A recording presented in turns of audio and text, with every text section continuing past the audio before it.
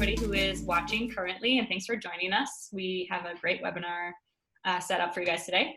And this is our Window Into COP25 live from Madrid programming. So I wanted to give a little bit of background into who Climate Generation is before I turn it over to Sarah Goodspeed, our Climate Generation delegate, and then her special guest for today, Heidi Steltzer. So just to kind of set up, this is Sarah as well with our other delegate in our COP25 program. Her name is Sabrina. She's our youth delegate, but Sarah Goodspeed is our youth and policy manager here at Climate Generation, and I will let her kind of introduce herself as well and talk about why she's excited to be there. But for an overview of Climate Generation, if you're new to our work, our mission is to empower individuals and their communities to engage in solutions to climate change. And we are based in Minnesota in the United States, but our programming really is nationwide and then obviously international when we have the chance to go over to the COP negotiations. And so we were founded in 2006 by the polar explorer Will Steger, and his experience as an educator and as well as an explorer really influenced the work that we do with educators, providing them the curriculum they need to teach climate change in the classroom, as well as our work with youth and providing them with the tools and the knowledge they need to not only feel comfortable talking about climate change and learning about it, but also acting on it in their schools and their peer groups, etc. And we also do a lot of work with storytelling. And as I kind of mentioned with youth and educators, those are two of our key kind of audience members for our programming, but we also work just with general communities across the US. We have a Talk Climate Institute where we help people discover their personal climate story and use it as a tool for action. And then we also have a lot of great relationships with influential people, whether that's in local government or in companies, so that we can help them kind of push the needle and make climate action happen as well. And so just to give you an insight into our COP delegation this year, we've been sending people to COP since 2009, which was COP15. And we did a very large delegation when the Paris Agreement was formed at COP21 that consisted of educators. And since that kind of bigger COP21 experience, we've taken a unique approach to COPs each year where we have sent youth, we've sent multi-sector, so people from philanthropy and indigenous communities and the government. So we've kind of taken this approach that everyone is needed for climate solutions and how can we amplify what Minnesotans specifically are doing and bring that back home once COP is done. And so obviously Sarah Goodspeed is from Climate Generation and is our kind of representative, as well as our youth delegate and Climate Generation intern, Sabrina. But then we also are really honored to send Jen Cater this year, and she's from the Freshwater Society here in Minnesota, as well as Eric Wojcik, who's from the Met Council. And so if you are following our program, our daily digest program, you'll be reading blogs and hear their experience as well from COP25. And so Sarah, do you want to take over kind of the COP overview part here? I know that you did that before in a webinar, but wanted to give you the opportunity. Thank you. Hi, everyone. Thanks again for joining us. And for those who have not joined us before, just a little bit of information about what is this event that we're at. So the UNFCCC is the United Nations Framework Convention on Climate Change. It's a horrible name to describe a group of people that come together from across nations around the world to come together and create a response to climate change so that we can have a global effort that protects us all. And so this is housed under the United Nations specifically to address climate change. And then on the next slide, you'll see the COP is the Conference of Parties. And so this is the annual meeting where all of those nations come together to discuss our progress and what new solutions we need to continue to negotiate and work towards together.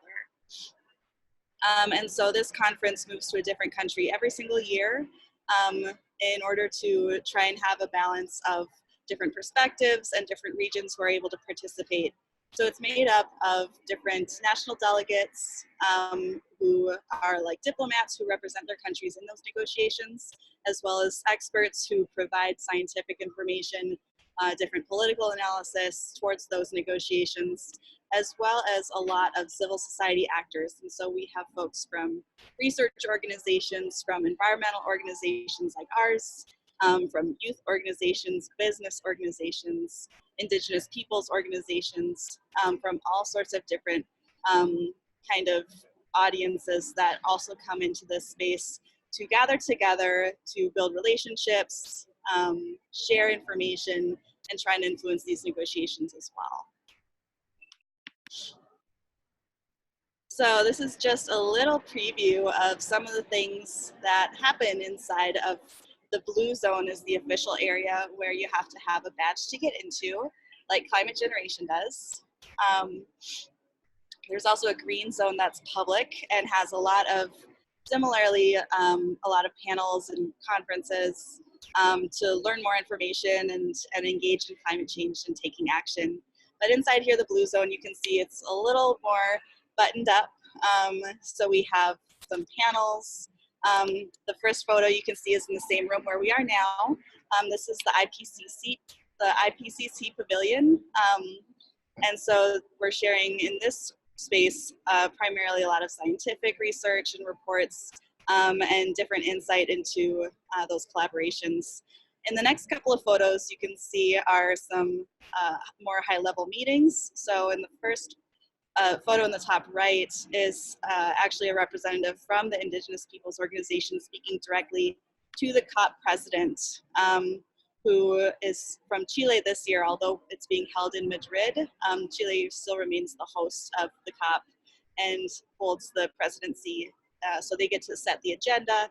And so it was an opportunity for participants to speak directly to her from their constituencies around what priorities they hope to move forward in this negotiation. In the bottom left corner is another small meeting that we had with our partners at the Climate Action Network. And this was specifically with US CAN members who met with our lead negotiator from the United States. Although our country is withdrawing from the Paris Agreement, we continue to have negotiators here at the table representing the United States, which in itself is very contentious since they've been doing a lot of controversial work that not everyone would agree with, and we can talk more about that later. But we did get a chance to speak with our chief negotiator, as well as some other diplomats who are working in that space on behalf of the United States. And then in the bottom right, we also have another panel. You can see Greta Thunberg is on that panel. And so there are regularly events with well-known folks, as well as just everyday researchers, frontline activists, people from around the world who have incredible insight to share about climate change. And next slide. Oh, we have a question first, Karen, that your students want to know if we got to see Greta speak. And I did get to see Greta speak. Unfortunately, I did not get to meet her yet. She is very, very popular, which is a good problem for the climate movement, that we have youth who are really respected and looked to in leadership, but also can imagine that it'd be very hard to be a teenager and be surrounded by press all the time. But that's actually what I wanted to mention on this slide, is that we've had a lot of youth presence at this negotiation. And yes, of course. Okay, thank you. It's evening here in Madrid, so folks are just starting to pack up their stuff. But so in this slide, you can see there's a lot of youth action and youth delegates who have really been taking incredible leadership, both inside the area. You can see them on stage and leading a side event, as well as outside. Extinction Rebellion had a sit-in yesterday at the closing of the event, as well as our CAN partners again, who every day give out the Fossil of the Day award to the countries who are doing the most to be the worst. So they recognize countries who are kind of stalling negotiations, preventing progress, for which the United States has been recognized a couple days in a row here. And then the next slide. One of the best parts of being here at the COP is that folks from around the world are coming together that share values in working towards climate action. And so we're hearing from people on the front lines, people with different experiences of climate change, sharing their stories and sharing solutions from all of their communities that we can bring home to our own communities. And so it's a really powerful space to build those relationships and build the trust that it's going to take to be able to move forward as a global community. And then the bottom right photo you can see is a speaker that we had from the Navajo Nation. What was her name? I'm sorry. Jeanine Yazzie. Jeanine Yazzie, who joined Heidi in her panel earlier today. And I'm going to hand it over to Heidi to speak more about her work and her incredible leadership on research. So just briefly, Heidi is an educator in Colorado, but she researches mountains and is also an author on one of the IPCC reports. And one reason I'm really excited to have her with us is, you know, we're founded by Will Steger, who's a polar explorer, but he's never explored, to my knowledge, the third pole, which is the mountaintop, since you can't really get a dog sled up there. So Heidi has, so we're lucky that she's here to share more about her work. Hi. we're kind of stealing a little bit of space from the IPCC pavilion, so there's some activity, and we're standing over the place where you get your things at the end of the day. Thanks everyone for joining us. This is the first time that I've come to the Conference of the Parties, and it's been insightful. Similarly, I decided to work on an IPCC report because I'd never done that before. I went to the third pole because I'd never gone there before. I went to Antarctica because I'd never gone there before. You kind of get the sense of it, right? When you decide that there's something worth doing, take a chance. Go somewhere you've never been before. Spend some time reading a book that you've never thought that you would read. The exploring that we do in this world is where and how we gain insight and we grow our intuition. And as much as I enjoy reading and learning by reading, I feel like I have to go places, meet people, and experience places firsthand. So I love that this was founded by a polar explorer because I've long seen myself as a scientist. And then, I don't know, I want to say about 4 years ago, I realized science is exploring. It's, it adds, you know, you add to it that sometimes you have to do the same thing a lot of times in a row. And explorers may not do that so much. They may just stick with the firsts. But the idea that you're curious and you're willing to be uncomfortable, I think that's a really, really important part of exploring is, and something that I discuss with the students at Fort Lewis College, where I'm a professor. We just did a really great lab this semester where after we went to 4 different mountain ecosystems across an elevation gradient, we spent a lot of time filtering or sieving soil and making sure that we could start to do some soil analyses. And the students were like, this is boring. And I'm like, yep, that's part of science and doing this work too.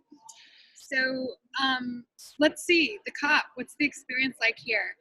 I have met people from Kenya, from the Philippines, from high mountains, Nepal, from Belgium, from, you know, pick a place in the world, Canada.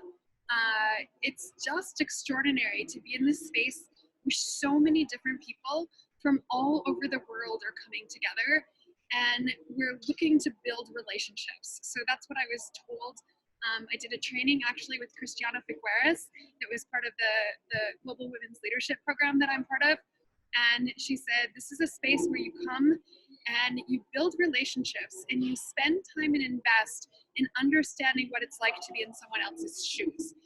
And the other analogy she said and provided in our training was that if you stand on the other side of a river from someone, you can't necessarily see that the water is flowing in the same direction. And so you should invest in swimming, swim across the river, join the person that you want to engage with on the other side, and begin to grow that space where you can see you probably want some of the same things, and the river is flowing in the same direction. So that's a piece of what doing and being at the COP is about. This morning, I went to the Indigenous Peoples Caucus. I teach at a college where almost 40% of the students at Fort Lewis College are Native American descent. And so it was really important to me to know and explore that space, understand what they're asking for. And what they're asking for is that there is an inclusion of human rights and Indigenous rights as a part of the developing agreements among countries. And they're working really hard and are trying to figure out what strategy will work to have that advocated for. And of course, that's something we would all want, to prioritize human rights and the rights of peoples who are Indigenous. So it was a really great space to be in and learn from. And then let's see, time to work on my presentation, because I gave a presentation today, so that was one piece of it. Sarah was able to attend. How was it? What did you think? Fantastic, truly. What was the highlight? What did you learn? I will know if I did something right if you can tell me something you learned. I learned that, was it over 30% of the, you didn't actually say a number, but I remember the map because it was active learning exercise, showing how much of the world's water resources come from mountains. So in Minnesota, of course, a lot of our water comes from aquifers, and one of our delegates, Jen Cater, works to help infiltrate water back into the earth. But Heidi's research is really focused on those mountain-based watersheds and how we can protect the water there in a changing climate. Yeah, so we looked at a map. Well, first I asked everyone, I said, how much do you think of the Earth's planet is snow-dominated watersheds? So watersheds where more than 50% of the water falls to the earth in the form of snow. And people were guessing 27 and 30, and now you're guessing 30 or 50. And I think it's something closer to 60 to 70% of the earth is snow-dominated watersheds. And the talk was about where and how snow is changing, because it's hard to have as much snow as we once had if temperatures are creeping up and creeping over that threshold of 0 degrees, which is when water won't be frozen anymore. So we can see that Minnesota is in a snow-dominated watershed, and it's not mountainous, but then I work in the snow-dominated watersheds that are mountainous.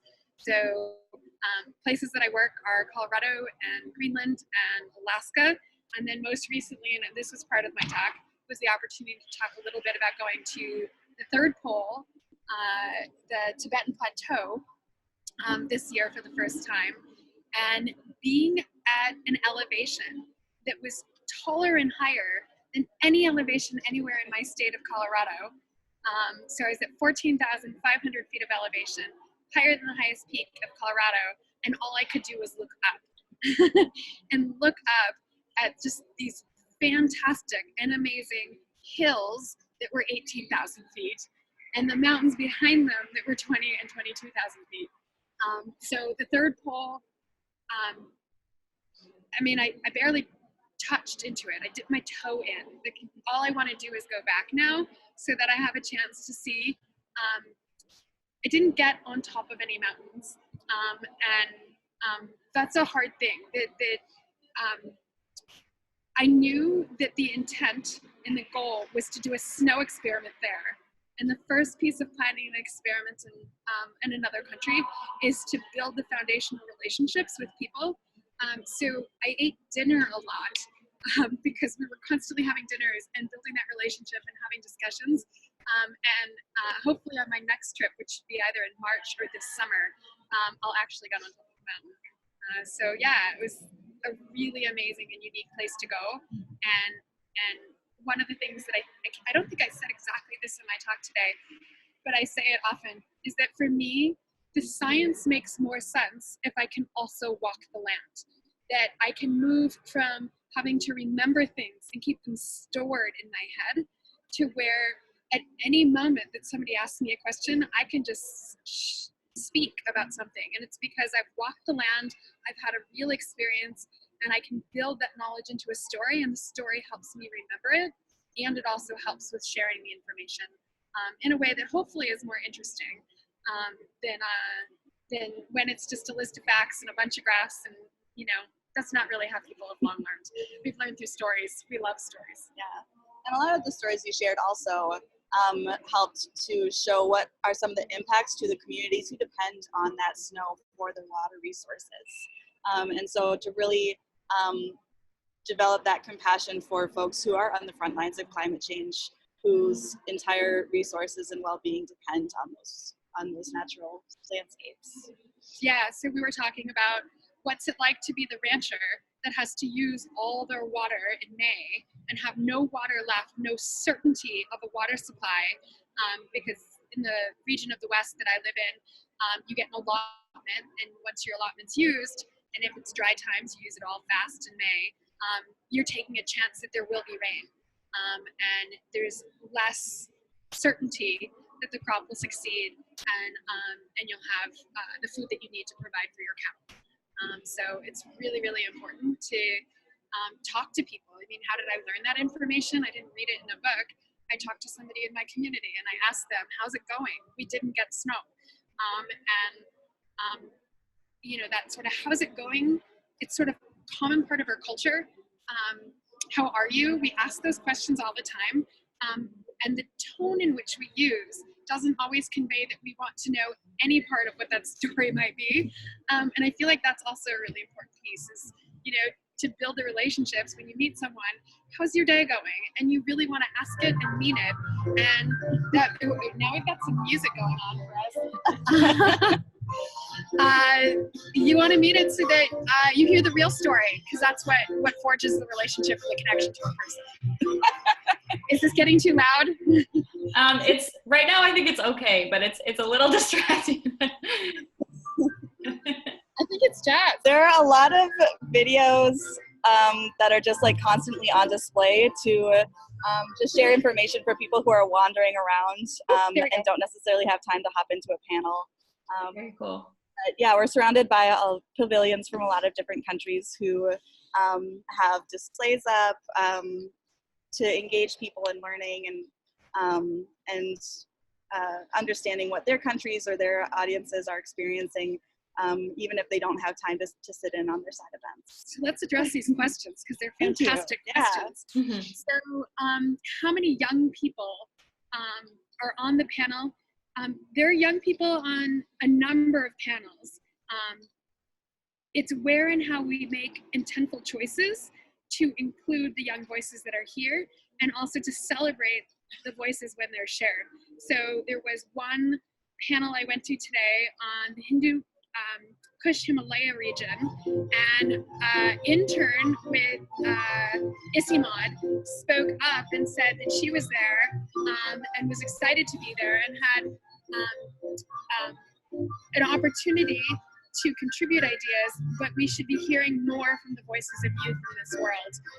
And so then how do you get here? Once you get here, there's the opportunity that you can get pulled into events, especially if you're meeting people and having engaging conversations, and people are pulling one another into events all the time. I actually really like that space. It means that you have to be really comfortable moving quickly in front of people for something you had no time to plan for.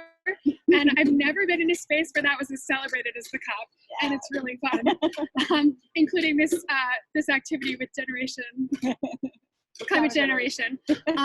And so how do young people get to the summit?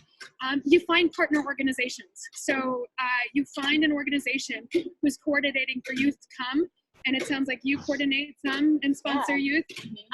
One of the reasons that I wanted to come is that I wanted to know what this space was like so that I could begin to raise funds and plan for students from my institution to come. And so another way that youth might get to come is that someone at their institution is making those choices, and there are a fair number of people here from different universities across the US. So it would be putting the question out there, who at your institution is doing what I'm doing, and seeing whether or not you can coordinate with them and come along.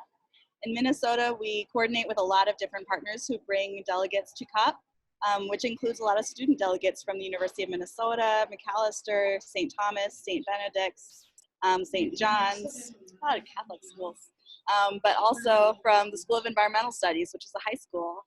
There are a lot of youth of all ages here. And those are just those who have accreditation to come into the blue zone. Again, there's also a green zone that is public for anyone to come in. And so over the weekend, there were a lot of people in the green zone, just from the community around here, because people were off work and were able to come with their families and learn about climate change. So it was really exciting. Feel free to add in the chat any other questions you have that we can answer. Are there any more slides that you want me to click through, Sarah?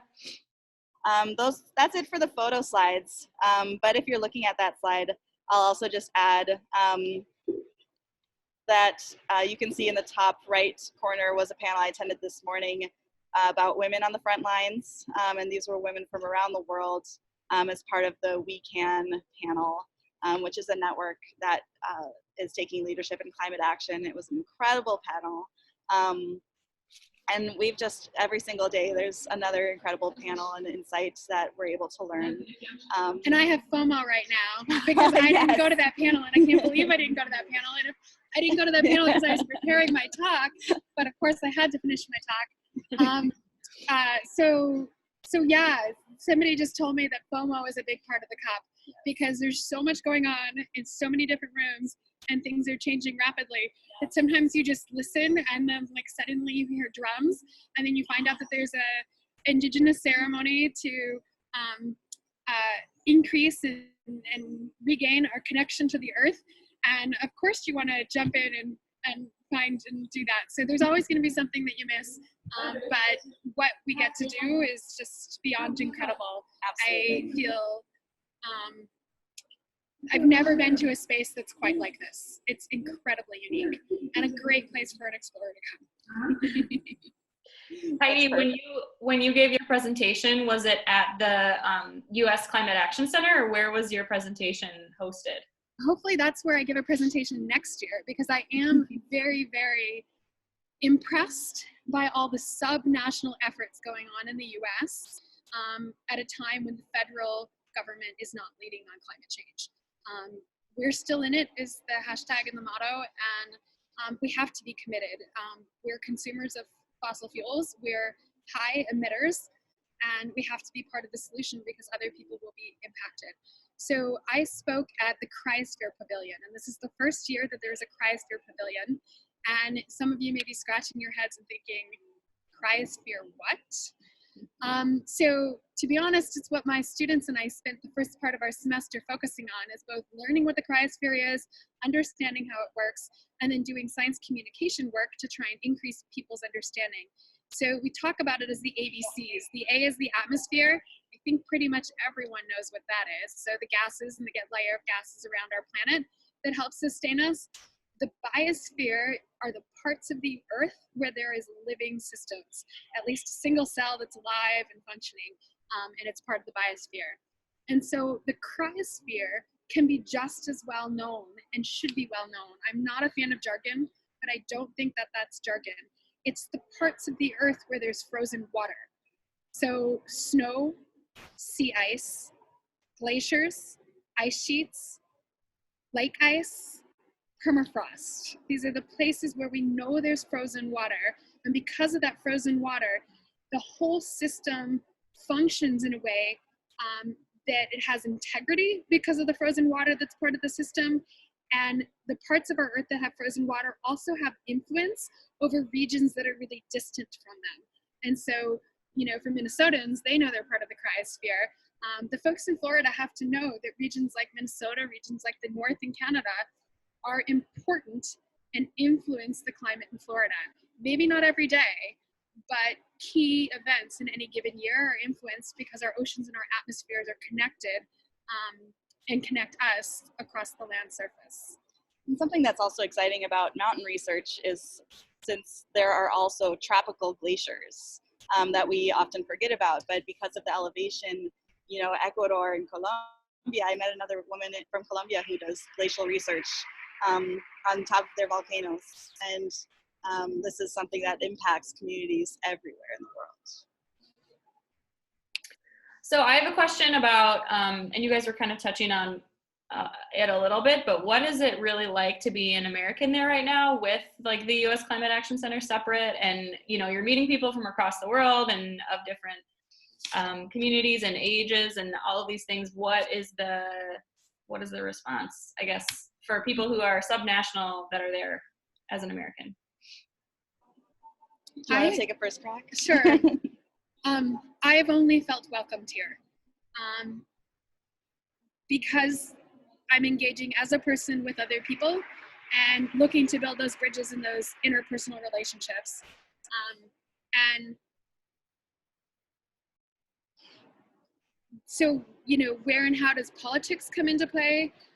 No one's expressed open anger or frustration, but people will say things such as what Sarah said earlier, like the US is making choices and entering into some of the conversations in ways that don't benefit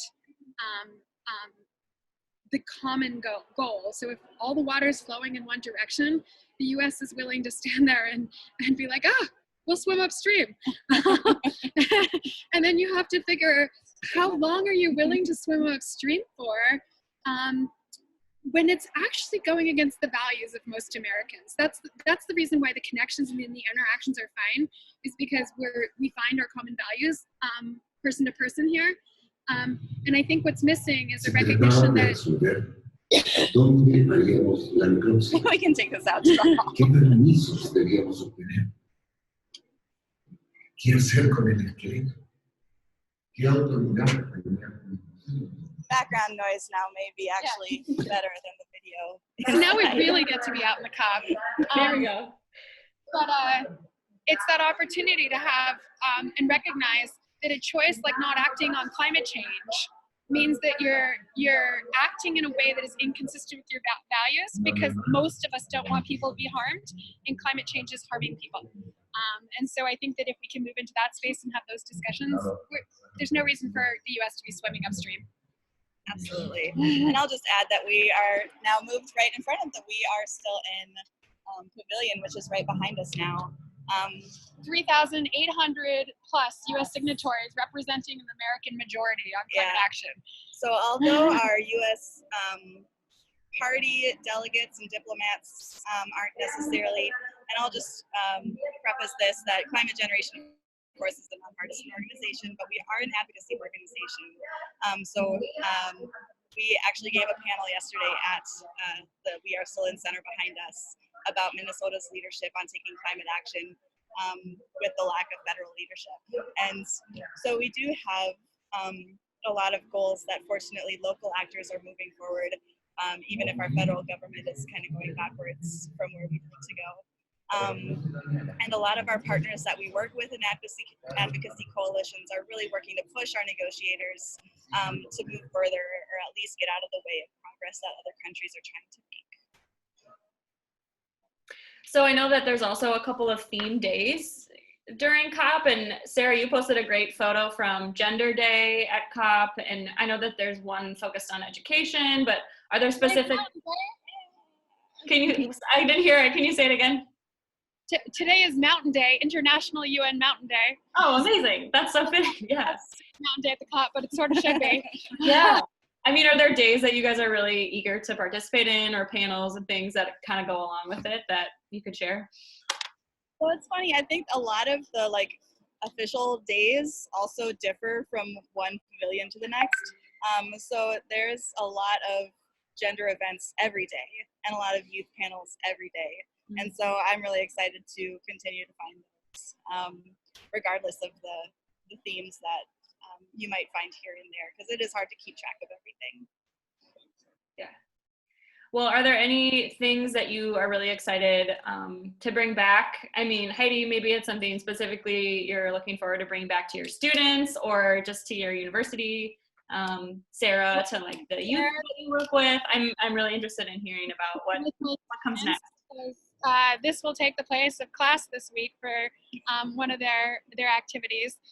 We spent time this semester looking at water and water systems. This is for an environmental science class, and I'm trying to remember all of what we did, ecosystems and ecosystem restoration and different things like that. And so much of that is what's going on here. There's also this piece where and how caring for the environment connects to social issues and justice and issues of social justice. So I want to find pieces of those things to bring back to the students. As much as we still traditionally teach a lot of subjects so that the environmental science isn't taught with the environmental justice, we really need to see those things be weaved together more. And I think this is a place to come and get resources for doing that, including making connections to people who I hope will Zoom call with my class so that they'll have an opportunity to hear from somebody else who is a Kenyan advocating for change in their country and concerned about gender balance and gender equity in their country, and where and how does that look different and the same as gender equity issues in our own country. So yeah, it's a great place to make connections for people who will Zoom call to my classes in the future. So glad to help you all out with this one. Thank you. And I'll try and connect you with Ruth in that picture. She's an activist from Kenya. That would be amazing. Sarah, do you have anything to add on what you're bringing home? Oh my goodness. I am just, my brain is exploding with everything that we're learning every single day. And I just hope that I'll be able to retain enough of it and capture enough of it to bring home just a wealth of resources and new connections that we can continue to collaborate with. Yes, that one right here. And I will line up a couple students to be involved too. So, I mean, students can learn by doing. And this is a chance by being partners and meeting one another for the students to be engaged in an organization. And, you know, for some students, this wouldn't be what they want to do, but for others, it's what's going to motivate them to be involved in learning and committed to learning.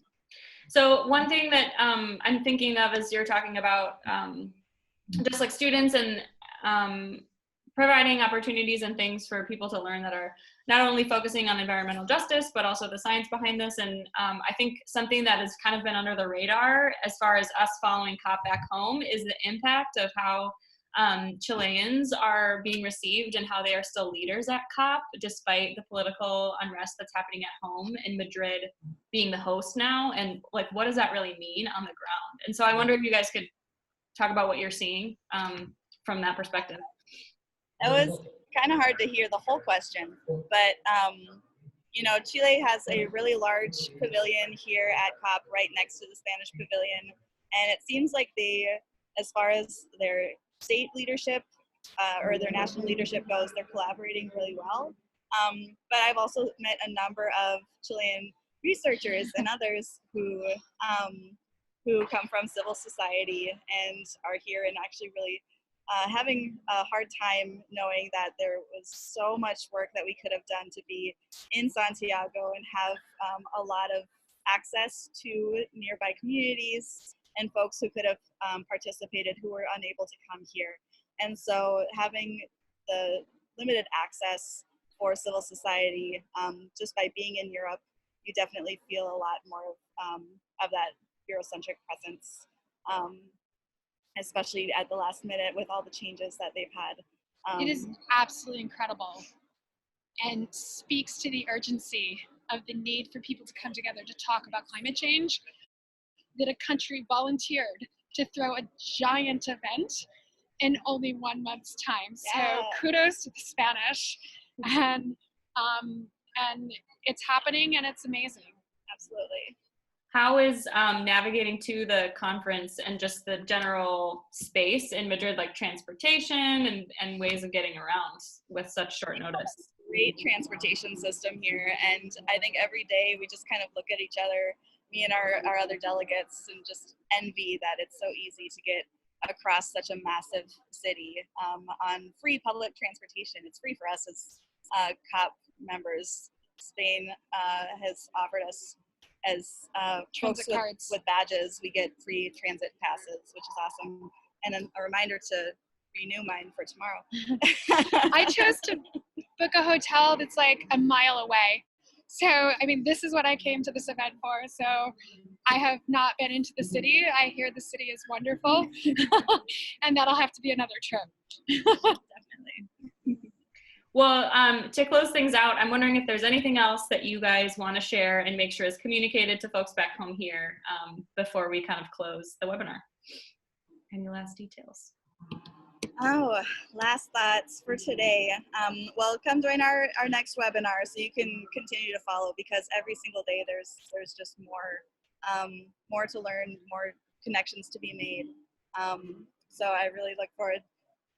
Heidi has more connections passing behind us. A minister from France. Swamped. It's amazing. Oh, the one who was at your that came to my talk. Yeah.